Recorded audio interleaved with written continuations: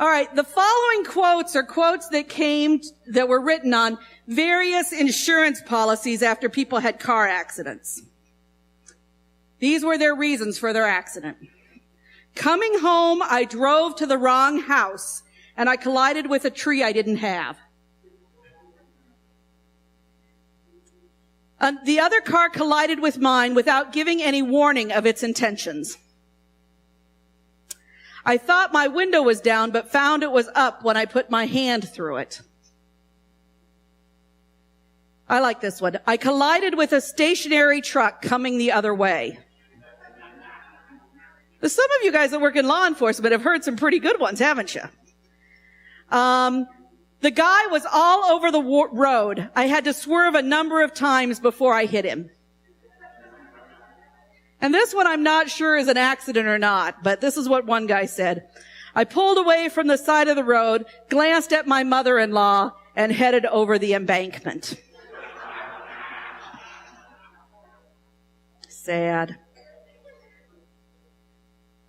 There was a news series about honesty in America, and they talked about the excuses that we tend to use.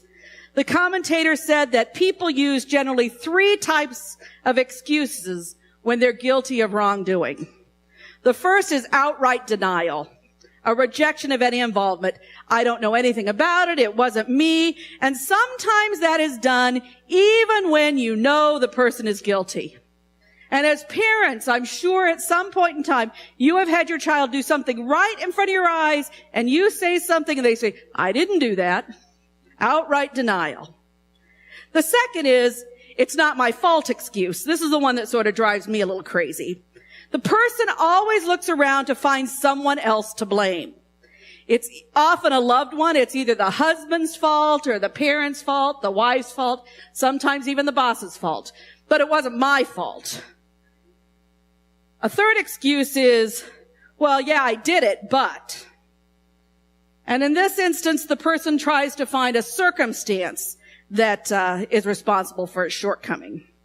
Either they've been struggling with an illness, or the assignment wasn't clear, Mom, I didn't know, or my car's been giving me trouble, maybe as a reason for being late to work.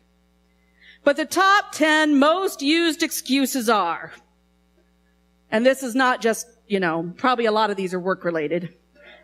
So if you've heard these, just nod. Number 10, that's his job, not mine.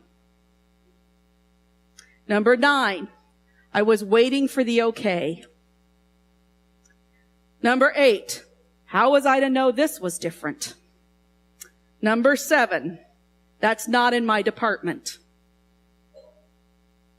6, one that we know well here, that's the way we've always done it. It's a good excuse. Number 5, I didn't know you were in a hurry for it. Number 4, wait until the boss gets back and ask him. Number 3, I didn't think it was important. Number 2, no one gave me the go-ahead. And the number 1 excuse, anyone know it? Oh, you were in church earlier. Oh, I forgot. You ever heard that one? I forgot. Number 1 excuse. You've heard that one? Have you used it before too? Yeah. Well, Jesus is continuing his journey. He's heading towards Jerusalem, and he goes through Samaria where they have not received him.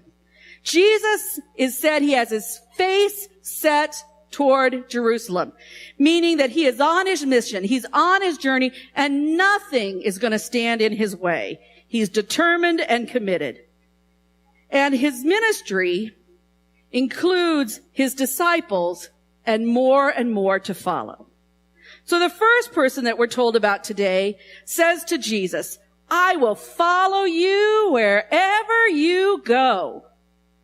Something that maybe many of us have said, either in prayer, maybe after service or something like, we're sure we're going to follow Jesus wherever Jesus goes.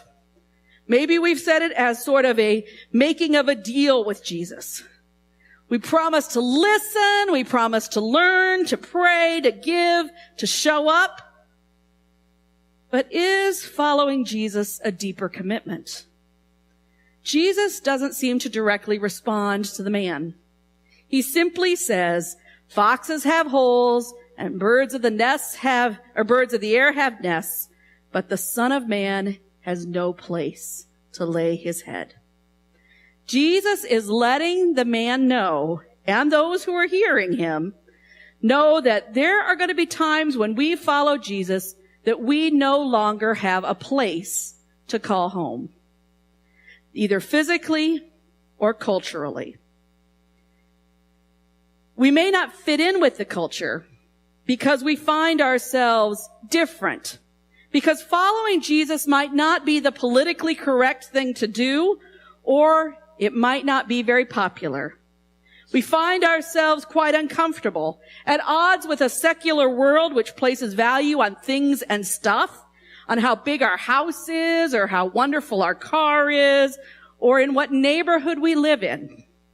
When we follow Jesus wherever he goes, our priorities may not line up with the secular world in which we live. The second person Jesus actually invites to follow, he says, "Follow me."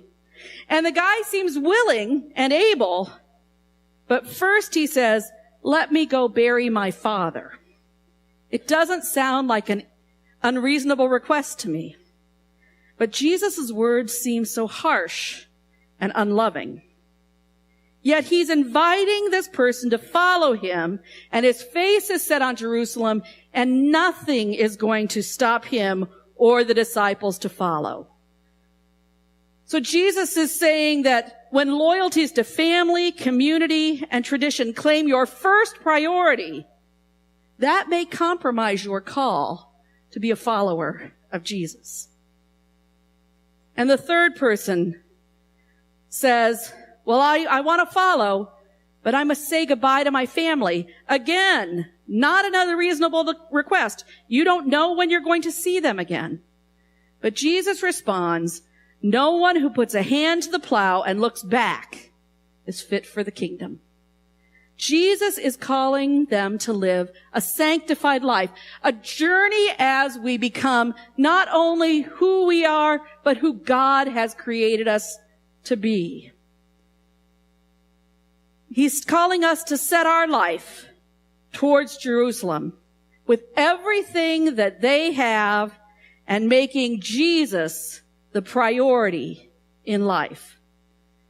Like the farmers prepare the field for planting, so the disciples need to keep in mind their preparation as they prepare for the harvest that will come as they make Jesus known to people. We must be about looking forward and moving ahead. Faith in Jesus or following Jesus can be expressed in many ways. But there comes a time when we are all going to be responsible to declare our depth of commitment. Discipleship is not a part-time job that we do when we have time or when we want to. It is not a moment in time commitment. So like we'll do church till 11:30 and it better not be a minute over and then we're done for the day. Discipleship is life altering. It changes our life's priorities and our direction. And all our wants become subservient to the call of Jesus in our lives. Now, we all have a tendency to resist. All of us. Because being a follower of Jesus isn't easy. It is about sacrifice. In a time that we have many choices that look good and look fun, and we all want instant gratification, this kind of discipleship commitment that Jesus is calling us to is hard to wrap our heads around. We know that each and every one of us has come up with excuses to live our lives as disciples or to practice discipleship. We come up with excuses for why we can't worship, why we can't pray, why we can't study, why we can't give, why we can't serve, why we can't encourage our community, and why we can't invite someone else into this discipleship. But Jesus calls us to follow. He invites us to a life with our face set towards Jerusalem, to the death and resurrection of Jesus, whose single-minded purpose is for the love of all humanity and for the world. This love from a cross was contrary to every human expectation and every conception of love. And through the lens of this kind of sacrificial love, through the cross, our friendships, our family connections, our piety, and our discipleship looks much different. It is this radical, sacrificial love that surprised the world and continues to surprise the world today. Now, I don't believe that our Christian journey demands that we reject our responsibilities for our family. That is part of what God has called you to care for. He doesn't call us to reject our friends or to reject our vocation. But he does call us, in the lens of the cross, to take our journey and encourage us to see it all through the light of faith and through the lens of a deepening commitment to Jesus. My prayer is that we will find ourselves setting our face on Jesus with the single-minded purpose of following wherever Jesus leads, to follow in love and without any excuses. Amen.